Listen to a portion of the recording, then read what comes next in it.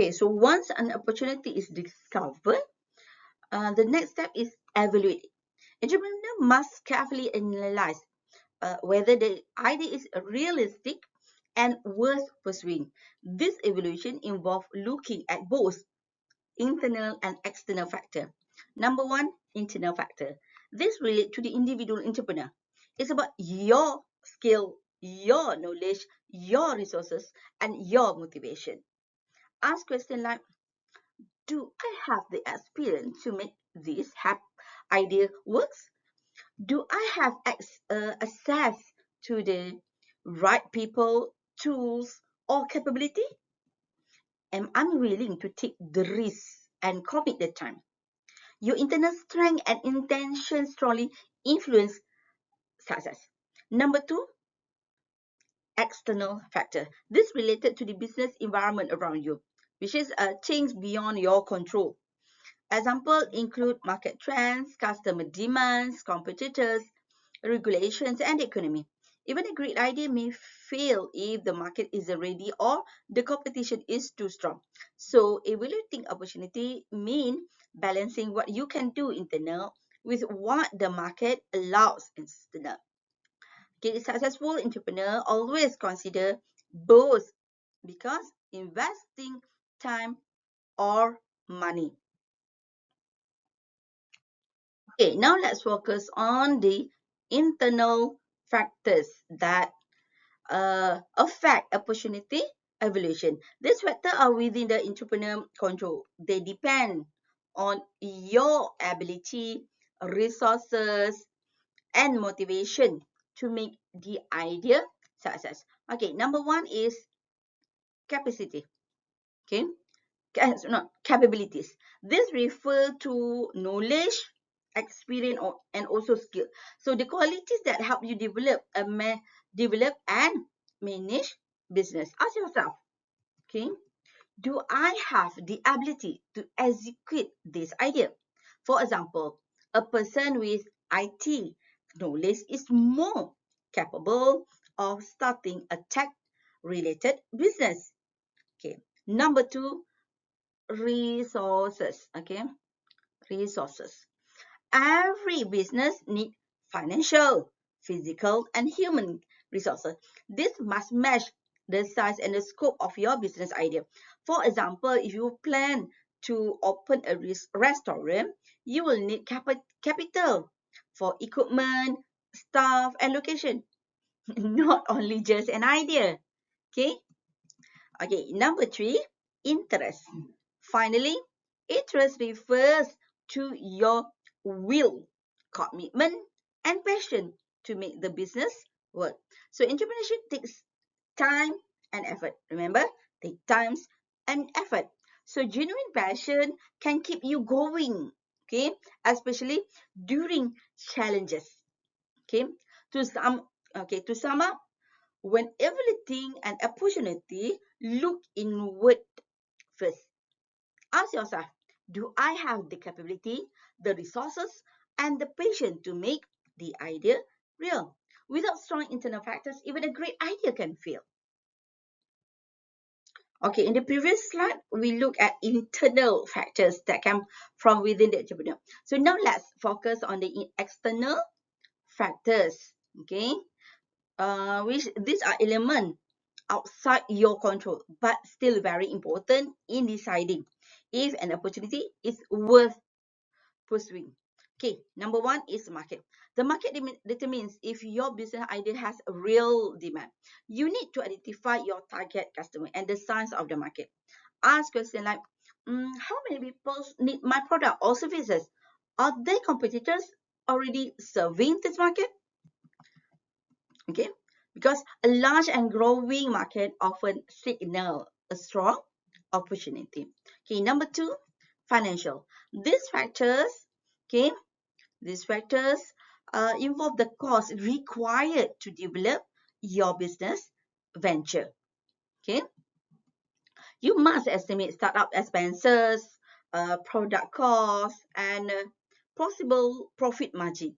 So even a great idea can fail if it's too expensive to produce or if customer won't pay enough to cover costs. Okay, so number 3 is technical. This factor focus on the requirement needed to bring your idea to life, such as machinery, raw materials, and the infrastructure. For example, if your business idea needs advanced machines or special skills, you must check whether they are available and affordable. Okay, so to evaluate opportunity, if you must balance both internal and also external. Okay, let's continue discussing the external force that influence opportunity evaluation. Okay, this time we will focus on one key factor, which is economic forces. Economic forces have a major impact on how customers behave and how much that they are willing to spend. These forces include things like income levels, interest rate, inflation, and employment. When people's income increase, they have more disposable income, meaning extra money to spend on goods and services that improve their lifestyle. For example, they may buy new gadget, dine out more, or travel more often. On the other hand, interest rate also, okay, so in other hand, the interest rate also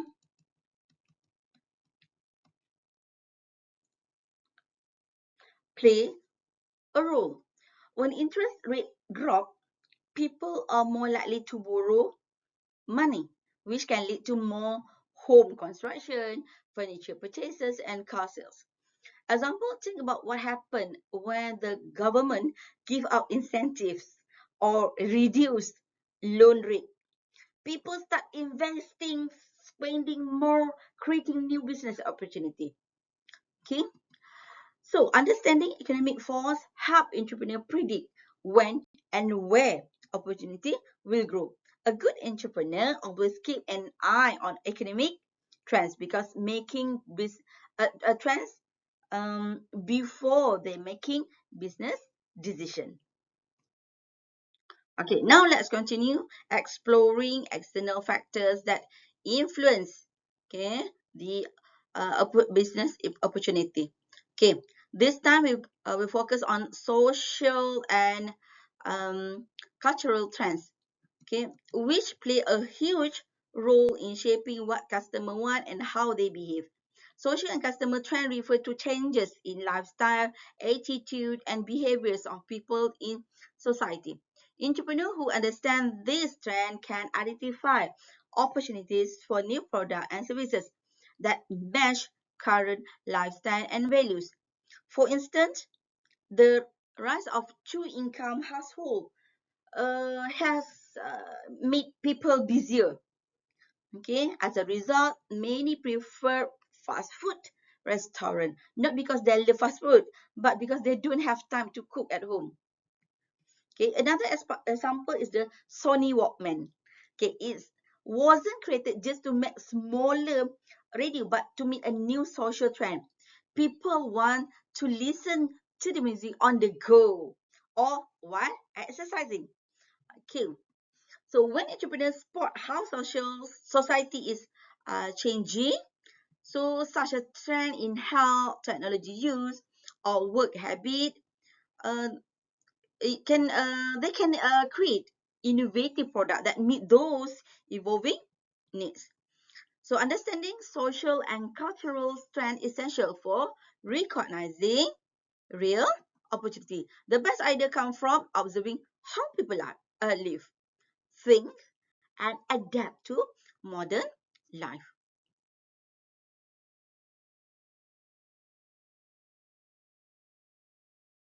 Okay, the next factor is political and regulatory changes. Governments and political environment can create both challenges and opportunity for entrepreneurs. When a new laws of regulation are introduced, they open often open up new business possibility. For example, companies may need help complying with new safety or labor standards, which create an opportunity for entrepreneurs to offer consulting or compliance services. An example is the OSHA standard, which is known as occupational safety and health administration. Okay, it creates opportunity for consulting firm to assist other business in meeting safety requirements. So political change can also shape demand. For instance, global political instability and the threat of the terrorism have increased demand for security system, surveillance, and cybersecurity services. So entrepreneurs who keep track on government's policies and political trends can identify opportunities early, often before others even notice. So political and regulatory changes can be powerful drivers of new business ideas. Smart entrepreneurs don't fear new law. They find ways to turn those changes into profitable. Okay, now that we discussed internal and external factors, so let's connect them using a common tool, which is the SWOT analysis. Okay, SWOT standard for strength, okay, strength, weaknesses, opportunities, and also threats. It's help, okay, this one is it helps entrepreneur evaluate both their business and its environment in one clear framework. Okay, strength. Strength is referred to internal and also something that helpful. Okay, helpful. There are the positive internal factor, mean that this refer to your skills, your resources, or advantages that help you succeed. Example, strong brand image, experienced teams, or unique technology. Number two, weaknesses. Okay, weaknesses. Weaknesses still refer into the internal. Okay, internal. And also something that can be harmful. These are internal limitations that could hold your business back. Example, lack of funding, poor marketing, or limited experience. Number three is opportunities. Opportunities refer to external and something that helpful. These come from outside the business, such as trend, gaps, or changes that you can take advantage of. Okay, example, new markets, changing consumer habits, or emerging technologies. Number four is threat. Threat is still referring to external and something that can be harmful. So this external factor that may negatively impact your business. Example, competitions, new regulations, or economic downturn. So a SWOT analysis, okay, SWOT analysis can help entrepreneurs make better strategic decisions by understanding their internal strengths and weaknesses and matching them with the external opportunity and threat. It is a simple yet powerful way to evaluate business potential. Okay, so now that we understand what SWOT analysis is, let's look at why it is so important. Okay, SWOT helps entrepreneur and business gain a clear picture of where they stand, what they are good at, where their struggles, and what external factor they need to watch. Okay, the first benefit is that SWOT instead help identify strength and weaknesses within your business. It encourages you to look honestly at what working and what isn't, so you can make smarter decisions. Secondly, SWOT help you spot opportunity and threats because those external factors that could help or hurt your success. By seeing the full pictures, you can plan more effectively. When you perform a SWOT analysis, it helps you focus your energy and the resources on what truly matters. So you can strengthen your advantages and seize the best opportunity instead of wasting time or on areas that don't bring value. For example, a small cafe might realize through SWOT that its strength is excellent customer service and its opportunity is the growing trend on online food delivery. By focusing on this, the cafe can expand smartly. In short, SWOT analysis is a simple but powerful tool. It helps you understand yourself, your business, and your environment. Thus, so you can act strategically and grow with confidence. So now that we know the purpose and benefit of SWOT analysis, let's look at how to actually use it. This framework helps entrepreneurs clearly organize their thoughts by dividing internal and external factors into 4 areas: strengths, weaknesses, opportunity, and threats. Okay, first, strength, which is, remember that I mentioned that this is internal and also something that helpful, something positive. So these are your advantages, what you do best. Think about what makes your business stand out. For example, unique product, okay, skilled staff, okay, or low cost resources. This factor help you get the sell, okay, sell and stay ahead of the competitor. Okay, number 2 is weaknesses. As I mentioned, it's still under internal factor, but something that negative. These are the limitation within your business. Remember, ask yourself, what could I improve, or why do I lost sales? It could be uh, poor marketing, lack of fun, or weak customer service. And number 3 is the opportunity. Opportunity is the external force, but still under the positive terms. Okay, opportunity comes from outside, such as market trends, new technologies, or customer needs. So these chances to improve performance or grow your business. For example, an increase in online shopping creates opportunities for the delivery services. Number 4. Number 4 is threat. Threat is under external factors and negative things. Threats are outside changes that can harm your business. Okay, this might include, okay, something like new competitor, okay, economic downturn, or changing customer preferences.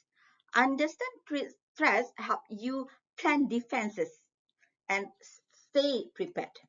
So SWOT analysis is about balance. Okay, building on your strength, improving weaknesses, grabbing opportunities, and managing threats. It's a simple but powerful tools to guide smart business decision. Okay, here are samples of how SWOT analysis look in practice. Okay, this table show how you can organize internal and external factor into positive and negative category to understand your business position. Okay, so you can use this one for your assignment 1. With that, thank you.